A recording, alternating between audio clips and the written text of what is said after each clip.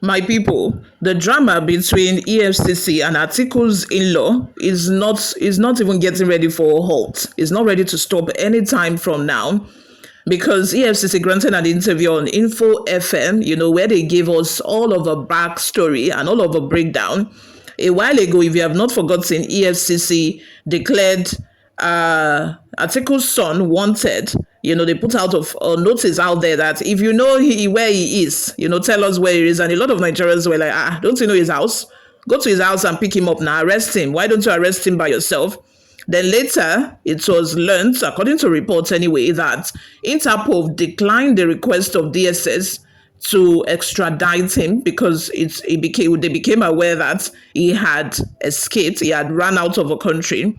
And then it was later we heard from Atiku's son-in-law himself saying that I only felt sick and you took me to the hospital and I decided to go outside the country for better treatment, to get better treatment for myself. I was in your custody a few days before you put out the wanted notice, so I don't know why you're looking for me. You know that I'm fully not recovered, so I'm seeking healthcare solution outside the country. Anyway, now we have a backstory and we will get into all of that in a bit. But before we do that, guys, if this is your first time here, you have not subscribed to this channel, what are you doing? Please make sure you subscribe, turn on the post notification bell. Also leave your opinions in the comment section below as well. Without further delay, let's delve right into the details of today's news. An ex-vice president, Atiku Abubakar's son-in-law, is wanted by Economic and Financial Crimes Commission, EFCC, on charges that he escaped from their custody following medical treatment. On Tuesday, September 2nd, 2025, EFCC spokesman Dele Oyewale made the announcement during a live interview on Nigeria Info FM. The commission allegedly apprehended the person in issue, but they escaped after being granted access to the medical treatment at the National Hospital in Abuja, according to him. This individual you're referring to was in our possession by July 21st. Oyewale clarified. He fell ill out of the blue and was whisked away to the National Hospital. However, once he arrived there, we granted him independence and provided him with free medical treatment, all on the condition that he returned to continue with the matter as per the terms of his administrative bill. On foot, he bolted. His actions rendered him unreachable. On foot, he bolted. No one could locate him. According to Oyewale, the reports that Interpol turned down the EFCC's request for assistance due to political considerations are unfounded. That was never stated by the Interpol. The EFCC is making a mess out of nothing by fabricating and manipulating evidence that never actually occurred. We are not cooperating in any way that Interpol might claim. Do you not think the entire world community is involved when you declare suspects wanted? It was all an illusion, a product of someone's imagination and their free time, he declared. The spokesman for the EFCC emphasized that the case was founded solely on evidence and had no political undertones. Do we have a case? That's our issue.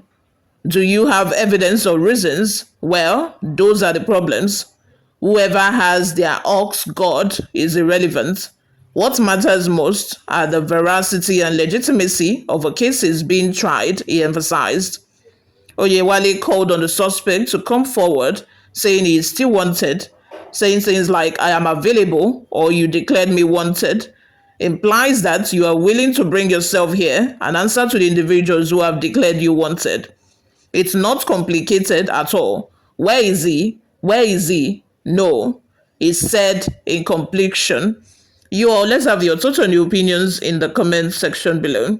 This matter, it don't become yam pepper scatter. We don't even know who is telling the truth and who is not. But all I have been able to establish was the fact that they both agreed, both Atiku's son-in-law and EFCC, that after he went for medical treatment, he disappeared. They did not see him.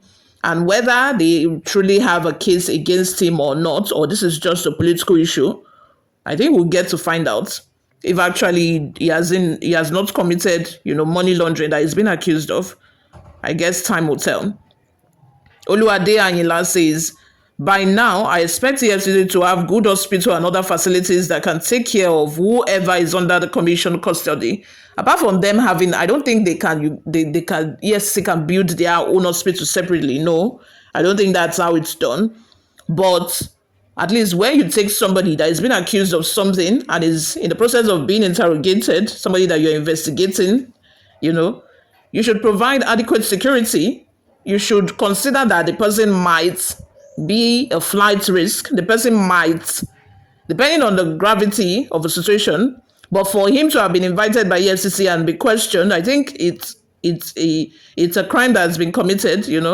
It's a viable crime. So you should have placed somebody at his door. You should have put about 2-3 people on him at all times, round the clock, even at the hospital.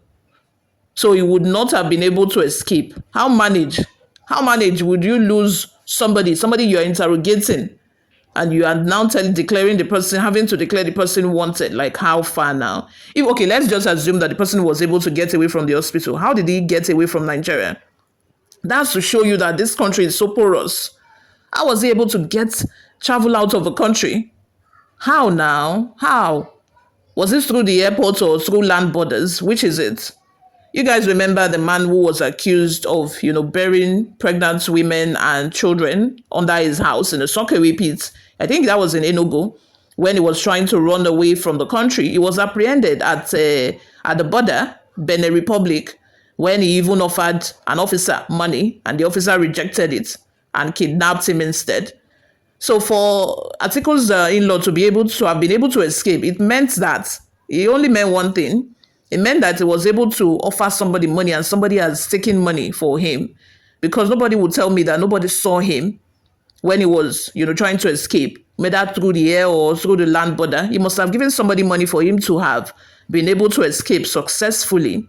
And like I said, that just shows you how very porous our borders are, whether land or whether air, And I know that they have their way of doing their things. They have this, the security agencies, there is a network that they use that, when somebody has escaped, when a criminal is on the run, they will alert every security agencies to be on the lookout that, so and so, this is what it's looking like and all of that.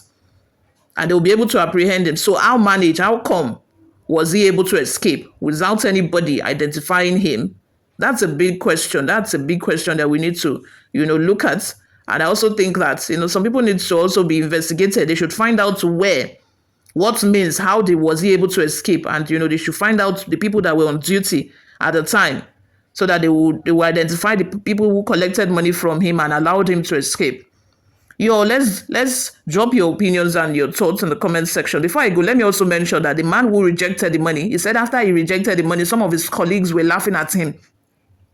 They were telling him that you would never be successful, because some people believe that, if you don't get rich through crooked means, you can never be successful in your life. So maybe this man's just the one who collected money from Atiku's son-in-law said, this is my one chance of making it in life. Let me just collect it and let this man go. Thank you very much for always listening and watching, guys. I'll see you all in my next video. Bye for now.